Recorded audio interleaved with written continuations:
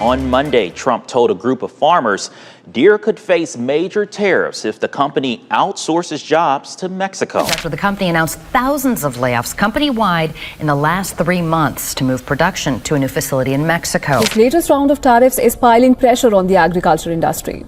From fertilizers to farm equipment, prices are rising, while crop revenues fall and the strain is growing. Factories and farms are breaking down together, and the shock is spreading across America. On the same day John Deere slashed its profit outlook, tariffs pushed costs higher, and the market reacted instantly. This isn't just one company's problem. It's a crisis stretching from supply chains to supermarket shelves. With tariffs on steel and aluminum raising factory costs, and imported parts hit with customs duties, margins are shrinking fast. When companies can't fully pass costs onto consumers, they cut budgets or cut capacity.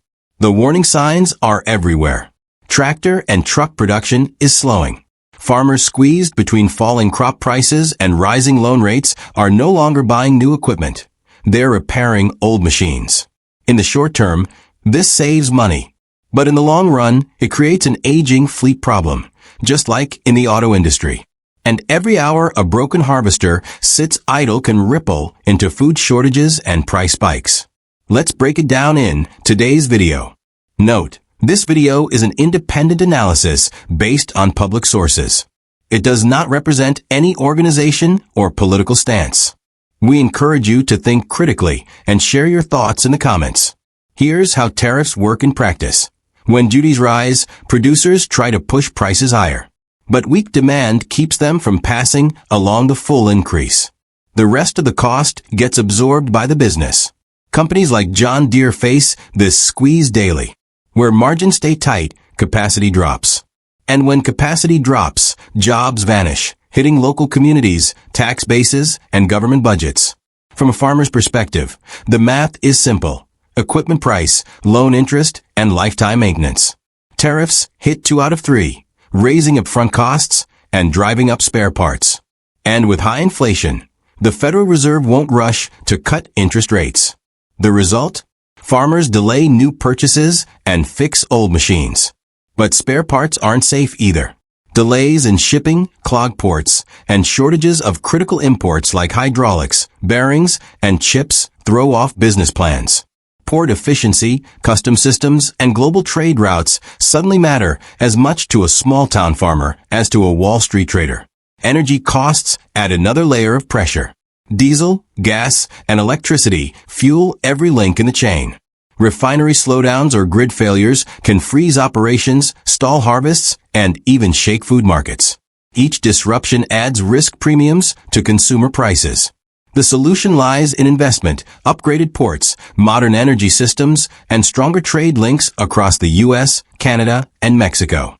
These steps can ease shipping delays, lower transport costs, and reduce tariff-driven shocks. What's unfolding is bigger than John Deere. It's a story of how tariffs, energy, and global trade reshape American jobs, food, and industry, and why every idle tractor in a cornfield signals a storm in the economy. Global trade is shifting fast, and the countries that adapt with clarity and precision will lead the future. Clear EU procedures reduce market uncertainty, while European standards guarantee reliability in medical equipment and electronics. Even though shipping routes across Asia-Pacific and Indo-Pacific look longer, their total costs can compete once procedures are streamlined. In times of tariff uncertainty, businesses always prefer long contracts and predictable terms over short routes with unstable expenses. For manufacturers, 3 immediate tools stand out. First, source materials regionally to cut reliance on high-risk imports. Second, stabilize prices and optimize steel and aluminum stockpiles. Third, build a circular industry through repair, renewal, and remanufacturing in the spare parts channel. Together, these steps smooth trade shocks without raising business costs. The third option, circular industry, is strongest long-term. It protects factory jobs, strengthens the industrial ecosystem, and softens employment shocks. Governments also have levers. Exemption windows for farm equipment components, energy tax credits, accelerated depreciation, and streamlined customs rules. These small but powerful measures calm prices more effectively than headline policies. Trust is the farmer's most valuable currency. Long-term service contracts, transparent spare part pricing, and reliable delivery create resilience. When producers deliver this, shocks in trade can be managed together. Shared costs ease cash flow, lower consumer price risk, and stabilize economies. Remanufacturing and certified used parts extend equipment life quickly in regions where imports are costly. Food prices, however, are shaped by more than machinery. Energy costs, oil, fertilizer, natural gas, shipping delays, and port efficiency all feed into production. Rising machinery prices eventually raise long-term food costs. Shipping flows depend on canal levels, fees, and port capacity. Latin America's role in global trade fluctuates with canal bottlenecks and Caribbean port efficiency. Investments in terminals, rail connections, and modernized ports act as insurance, balancing Atlantic and Pacific routes while cutting costs. Energy remains the backbone. Oil, natural gas, coal, solar, and hydropower directly affect freight, fertilizer, and food. Expensive energy means costly fertilizer, which weakens agricultural output and pressures food prices. China's financing of energy upgrades, refineries, pipelines, LNG access may look political, but in practice it boosts factory productivity and agricultural supply stability. The auto industry tells the same story. EV batteries rely on nickel, cobalt, and lithium from Latin America, linking Asia, America, and Europe in a global supply triangle. If tariffs and import uncertainty continue, auto production may permanently shift toward Asia-Latin America routes. Governments across the region want to move beyond raw material exports and host advanced factories instead, a transformation that takes time and investment, but pays off in jobs and technology. In the end, short-term politics may grab attention, but trade thrives on long-term strategy. For Latin America, the smartest path is balance, contracts with Asia, standards with Europe, and streamlined procedures with North America. That is how nations secure stability in an uncertain world. When trade certainty, fiscal discipline, and political trust finally align, everything changes. Market fears fade, government budgets stabilize, and the economy breathes again. What once felt like an endless cycle of crisis begins to steady. Jobs, the first casualty of turmoil, find security. Families who lived paycheck to paycheck start to feel relief as industries stop bracing for sudden shocks. This is more than numbers on a balance sheet. It's about real people, dock workers at ports, engineers designing infrastructure, farmers shipping their harvests, and small businesses fighting to survive in a volatile world. When stability rises, lives improve. That's why the phrase U.S. influence is waning is not just political theater, it's reality. Once, America wrote the rules of global trade. Today, the system is shifting. To see where it's heading, we must look at 6 turning points shaping the future of Latin America, Asia, and Europe. 1. Exemptions. The road to Asia. Latin America is turning westward. What began as an experiment with Beijing is now a permanent trade route across the Pacific. For a Chilean ship carrying copper or lithium, the choice is clear. Head north into tariff chaos, or sail west into stable demand. Each voyage reinforces the corridor. Confidence attracts investment, and investment transforms economies. 2. Predictability over price. European standards may seem costly, but predictability is priceless. A Brazilian factory upgrading its machines knows EU requirements won't change overnight.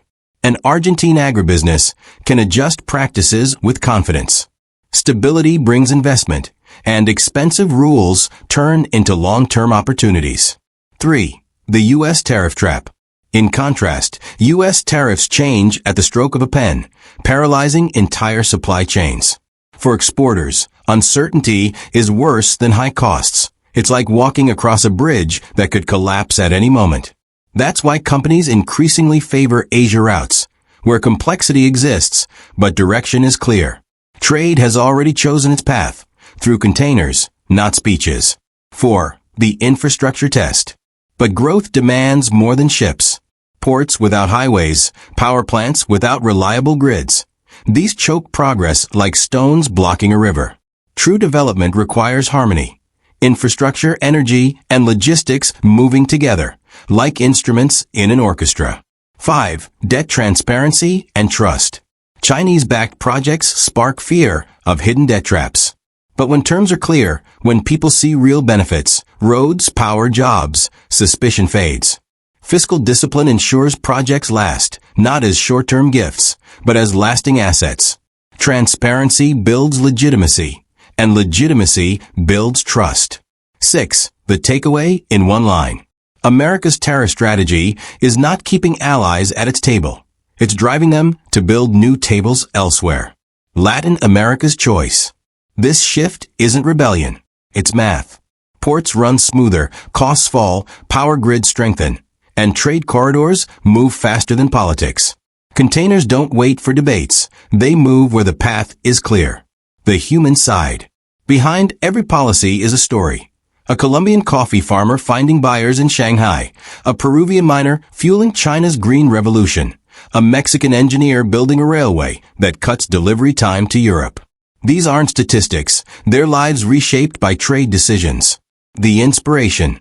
Nations are realizing something powerful. Uncertainty is more dangerous than distance. And in the clarity of predictable trade, ordinary people find hope. 2 questions remain. Can Latin America ever return north, or have the ships already sailed too far? Will Beijing's backbone in Latin America harden into permanence, beyond the reach of tariffs? Closing thought. The future of trade is not about dominance. It's about stability. In the race between politics and containers, remember this. Containers always move faster. They choose their routes. And wherever they go, prosperity follows. This was just the beginning. Hit that subscribe button and buckle up. Digital Garage has so much more in store.